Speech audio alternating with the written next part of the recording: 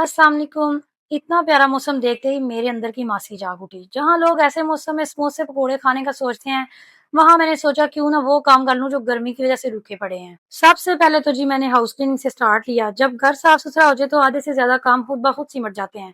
बाकी के एक्स्ट्रा काम तो फिर साथ-साथ चलते ही रहते हैं। सफाई हमेशा गैराज से शुरू करनी चाहिए। मैं भी सबसे पहले अपना गैराज ही वॉश करती हूँ। कल के कपड़े धुले हुए पड़े थे, वो उठाए, उनको अपनी जगह पे रखा। उसके बाद मैं झाड़ू पकड़ लिया। बच्चों ने खूब गंद मचाया हुआ था घर में। देखिए जी, सफाई का काम तो हमने रोज़ाना ही करना होता है, तो फिर बेहतर है कि अपने बजट में रहते हुए छोटी-छोटी अपने लिए सहूलतें करें।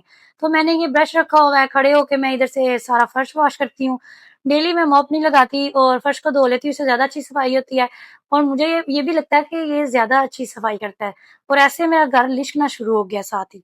मेरी फ्रिज काफ़ी गंदी हुई थी और ऊपर वाले पोर्शन में पड़ी हुई थी। गर्मी की वजह से मेरा दिल ही नहीं करता था जाने का।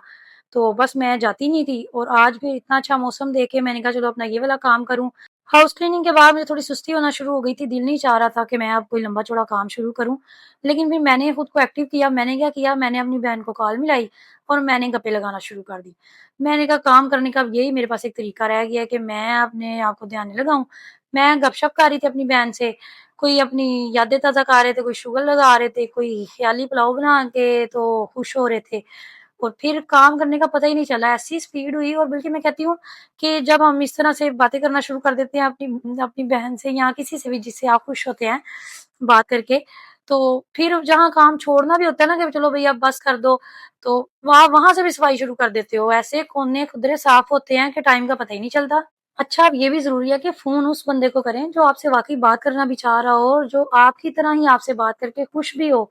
ये नहीं किसी सड़े-मुक्के बंदे को फ़ोन कर लें और जो थोड़ी बहुत हिम्मत आपके अंदर आई हुई थी वो आपको साड़ के रख दे, तो फिर आप सारे काम छोड़ के तो काम तो आपके छूटने ही छूटने हैं, फिर उल्टा आपका खून भी सड़ना है और आप सड़-पुज के बैठ जाएँ।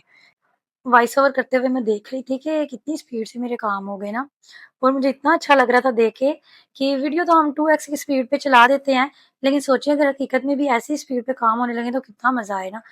मैं नीचे आई, मेरे बच्चे पढ़ रहे थे और दोनों छोटे बच्चों ने घर को प्ले लैंड बनाया हुआ था। मैंने मीरा को तैयार किया, बड़ी आपी का घर पास है तो मैं उनके घर निकल गई। मैंने कहा जाके बैठ के चाय पीती हूँ क्योंकि कभी-कभी दिल करता है कि आप बैठे हैं और आपको बैठे हुए चाय बनी हुई मिल जाए। बड़ी आपी इतनी मज़े की क्रीमी चाय बनाती हैं, मज़ा आ जाता है। मिलते हैं नेक्स्ट व्लॉग में। अल्लाह हाफ़िज़।